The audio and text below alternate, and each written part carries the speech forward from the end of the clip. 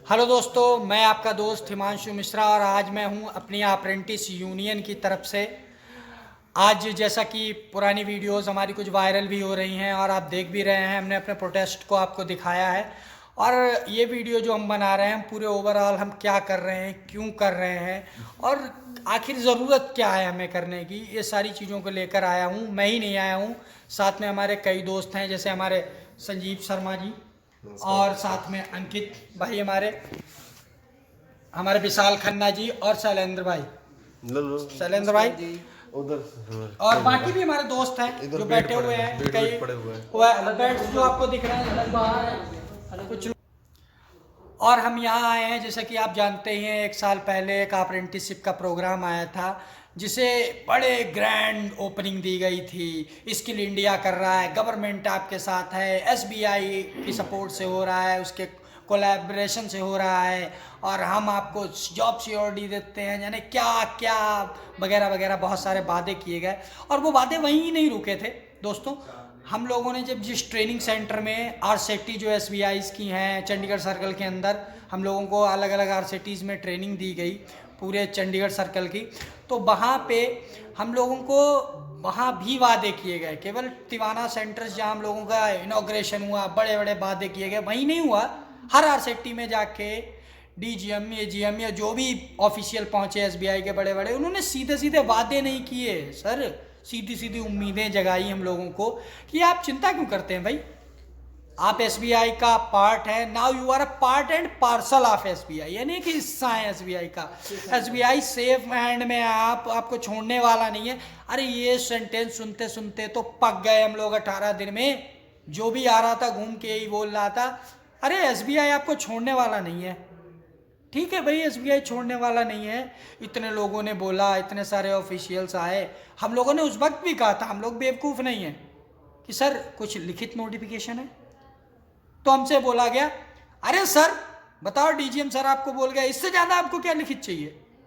हम भी भाई फ्रेशर्स थे, हमें लगा कि हो सकता है भाई ऑफिसर्स, इतना बड़ा ऑफिसर आके बोल गया, उसकी बातों की वैल्यू होगी।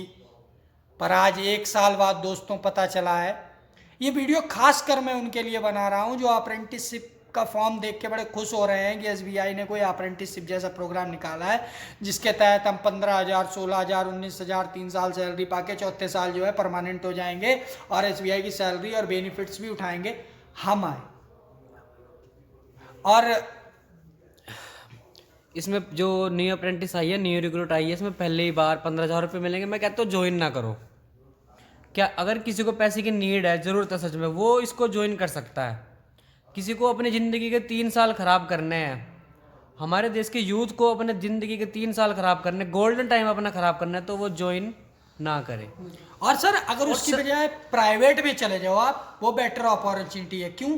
आप उतने ही 15,000, 16,000 में 1 साल कर लोगे ना, तो आप कम से कम एक ऑप्शन तो रहेगा कि आप कंपनी स्विच करके पोस्ट भी बढ़ा सकते हो, मतलब कैरियर है। और कोई कैरियर नहीं है भाई मेरे, हम यहाँ कमरों में भटक रहे हैं, चंडीगढ़ के रोडों पे सड़कों पे दिन काट रहे हैं, गालियां सुन रहे हैं पुलिस वालों की। और आज की 1 साल तक बैंक में तुम्हारी ऐसी ली गई, हमारी ऐसे ली गई, इस तरह से काम कराया गया, इस तरह से काम कराया दिन रात। मेरा चीफ मैनेजर कहता था तू फाइनेंस का काम कर, फाइलें संभाल। मैं एग्रीकल्चर ब्रांच में था, 7 साढ़े 7 बजे तक बैठा के रखते थे कि इससे ये काम कराओ, इससे वो काम कराओ। रेगुलर स्टाफ 5:45 बजे निकल लेता था, 10 बजे आते थे, 9:50 पे आते थे। हमें 9:30 बजे बुलाते थे कि जल्दी आओ, तुम्हें जल्दी ये काम करना है, तुम्हें वो काम करना है। उस काम करने के बावजूद भी चीफ मैनेजर स्पेशली बुला के बोलता था कमरे में, तूने ये नहीं करा, वो नहीं करा, तूने ये नहीं करा। मैं ब्रांच का बाप हूँ, मैं मालिक हूँ ब्रांच का, जो मैं कहूँगा तेरे को वो करना पड़ेगा। हम एजीएम के अंडर में आए थे, एजीएम हमें टारगेट देते थे, लेकिन नहीं, चीफ मैनेजर अलग से कहते थे कि नहीं तुझे मेरा काम करना है, तुझे मेरा काम करना। 9,000 रुपये में दिहाड़ी 300 रुपये पर डे हम दिहाड़ी करें। अरे दिहाड़ी की छोड़िए सर, मतलब काम ऐसे कराते थे। 16 तारीख जिस दिन लास्ट डे भी था, जिस दिन लास्ट डे था, उस दिन की मॉर्निंग तक हमें फ़ोन ऐसे आते रहे कि सर टारगेट्स पूरे करो, आप चिंता क्यों करते हो, आपको आगे बढ़ाया जा रहा हो। टारगेट सर ऐसे कि वहाँ के स्टाफ नहीं कर पाते हैं वो हमने टारगेट। डिजिटल मार्केटिंग आज आप उठाकर देख लो, चंडीगढ़ सर्कल पाई के मामले में और डिजिटलाइजेशन के मामले में, यानी कि योनो रजिस्ट्रेशन के मामले में इंडिया में नंबर 1 टॉप पे है। क्यों है? हम 142 की बदौलत हमारी कोई वैल्यू ही नहीं रह गई। 17 पूरी हुई, लात मार के भगा दिया।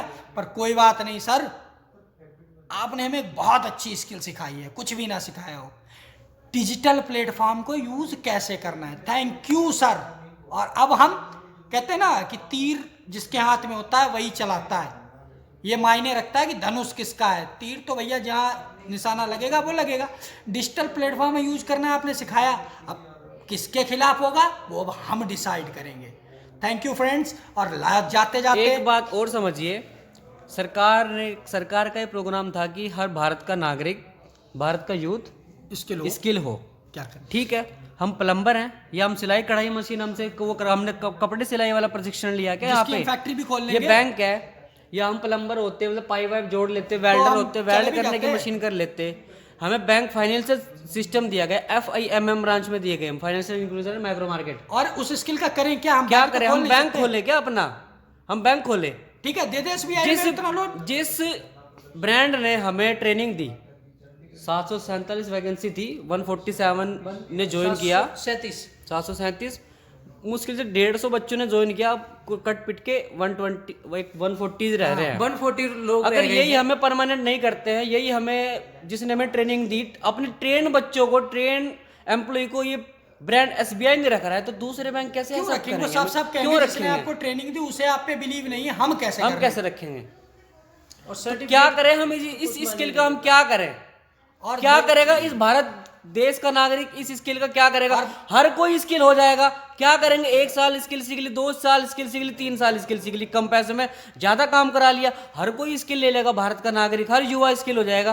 कहाँ जाओगे इसके बाद? माननीय प्रधानमंत्री जी से हाथ जोड़कर विनती है कि इस बैंकिंग स्किल वाले प्रोग्राम को तो भैया बंद करा रद्द दीजिए ही करो। सर। बाकी आपके जो चलते हैं अप्रेंटिस वगैरह, जो स्किल वाले जिनमें वो अपना खुद का एम्प्लॉय खोल सकते हैं, उनके पास एक ऑप्शन तो है।